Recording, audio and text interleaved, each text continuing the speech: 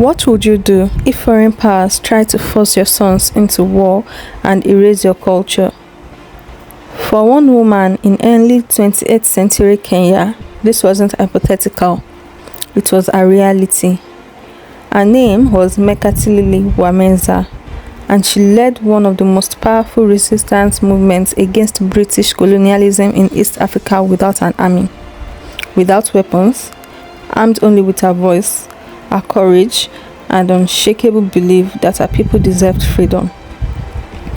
This is the story of a prophetess, a freedom fighter, and a woman who refused to be silenced. Welcome back to the channel where we tell the stories of African women whose names should echo through history.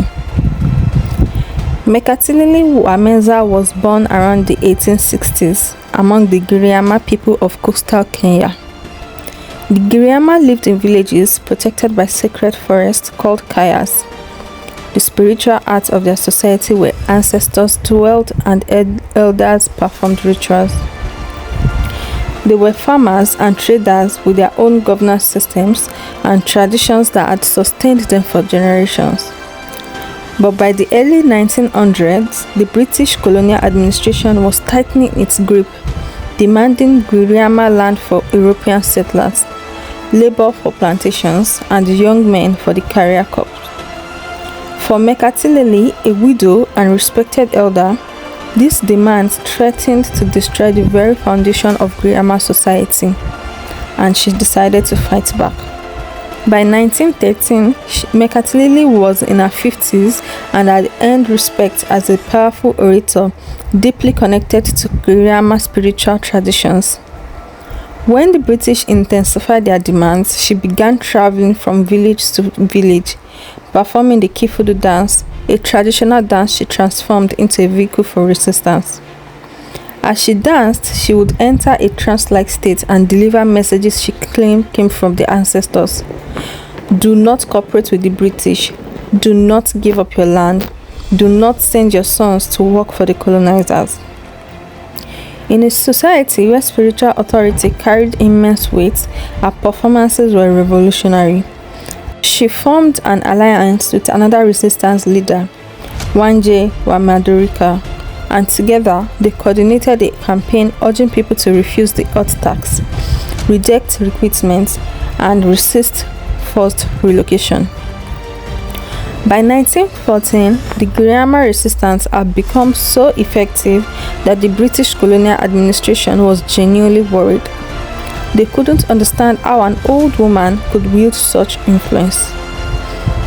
In October 1913, the British arrested Mekatilili and Wanje, charging them with inciting rebellion. But fearing she had become too powerful a symbol, they didn't put her on trial. Instead, they exiled her hundreds of kilometers away to Kisii in western Kenya, forcing her to walk much of the brutal journey under guard. It was meant to break her spirit. But in one of the most remarkable episodes of her life, Mekatilili and Wanje escaped and made the long journey back home on foot. A woman in her 50s, walking hundreds of kilometers through difficult terrain, evading colonial authorities to return to her people.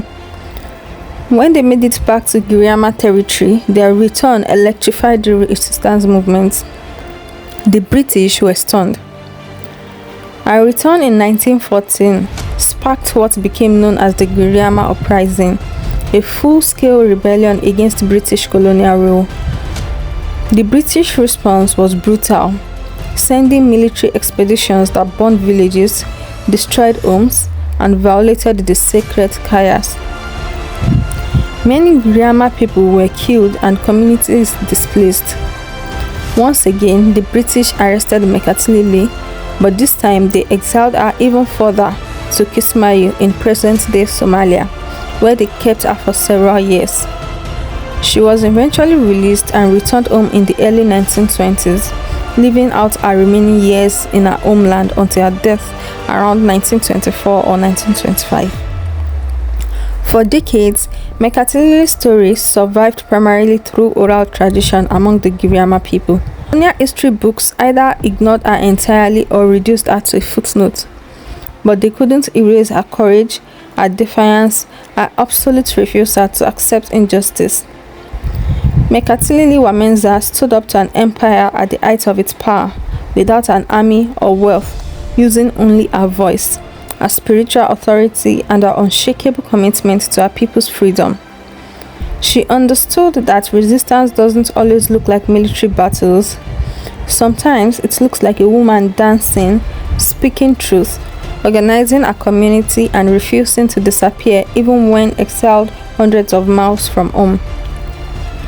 In recent decades, Kenya has reclaimed Mekatilili's story.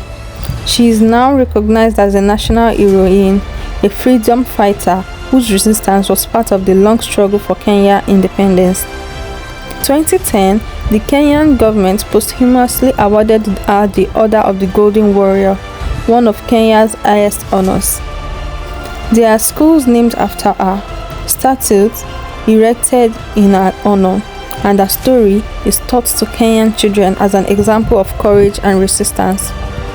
But perhaps her greatest legacy is the example she sets, that ordinary people, even those society might overlook, can change the course of history through courage and conviction.